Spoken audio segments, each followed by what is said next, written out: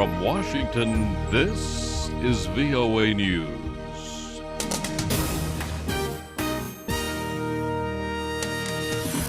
Coming up, the death toll in Gaza on the rise.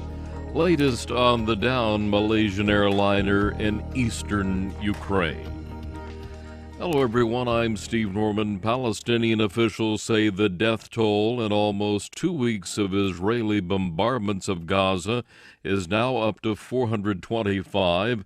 They say more than 60 people were killed during Israeli military operations over the past 24 hours, making it the most deadly period since the conflict began on July 8th. VOA's Gabe Joselow reports. Military forces began pounding the Shijaiyah neighborhood overnight, leaving civilians dead in the streets and reducing buildings and infrastructure to rubble. An Israeli military spokesman, Captain Eytan Buchman, said Israeli forces faced heavy resistance from militants in the area.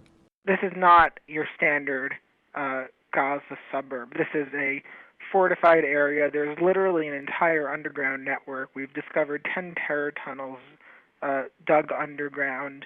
We encountered anti-tank missiles, RPGs, and light arms fire fired from windows and fired from residences inside of Shijaiyah. Israel is seeking to destroy the military capabilities of the Hamas Palestinian group that controls Gaza by targeting tunnels being dug into Israel and sites used to launch rockets across the border. Gabe Joselow, VOA News, Jerusalem. And the Israeli army says 13 of its soldiers were killed Sunday, bringing Israel's death toll to 18 soldiers and 2 civilians.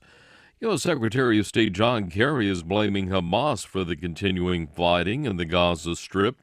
In a television interview on Sunday, the top U.S. diplomat said Hamas militants have stubbornly refused to accept a ceasefire to stop the 2-week-old conflict. What they need to do is stop rocketing Israel and accept a ceasefire. Hamas needs to join up, be part of a solution. On NBC's Meet the Press, Mr. Kerry defended Israel's right to defend itself against missiles that Hamas has fired into Jewish territory, which sent ground forces into Gaza 3 days ago. He said Hamas invited further actions by the Israeli military. Secretary Kerry described the situation in Gaza as ugly. He also used his Sunday TV appearances to talk about the deadly shoot-down of the Malaysian airliner in eastern Ukraine. Secretary Kerry said the evidence points to Russia supplying pro-Moscow separatists with a sophisticated anti-aircraft system and then training separatists to use it. We ourselves track the imagery of the launch of this surface-to-air missile, of the disappearance of the aircraft from the radar at that time. We know to a fact that the separatists bragged on the social media immediately afterwards about the shoot-down. Mr. Kerry condemned Russia on Sunday for what he called overwhelming evidence of complicity in Thursday's deadly shootout of the Malaysian airliner in eastern Ukraine. Meanwhile, pro-Moscow rebels claim to have recovered data recorders from the doomed Malaysia Airlines Flight 17. Also, Sunday, rebels said they had taken control of 196 bodies recovered from the crash site and placed them in a refrigerated train car. They said the bodies will remain in the rebel-held town of Torres, 15 kilometers from the crash site, until international investigators arrive.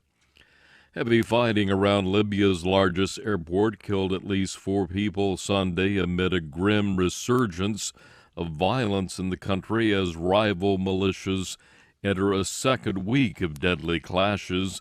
The renewed battles between the Zintan militia with control of Tripoli International Airport and the armed Islamist fighters come 2 days after attempts at a ceasefire between the groups collapsed. Witnesses said fighting on Sunday spilled over into residential neighborhoods and also into the nearby area around the airport. 45 years ago, on July 20th, 1969, man first walked on the moon, part of the historic Apollo 11 mission. Astronaut Neil Armstrong was the first person to step foot on the moon, followed by fellow astronaut Edwin Buzz Aldrin a few minutes later.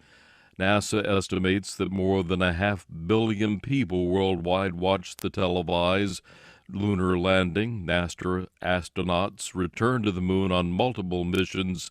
However, no human has touched down on the moon's surface since 1972. And Northern Ireland's Rory McIlroy wins the British Open. That's the latest world news from VOA.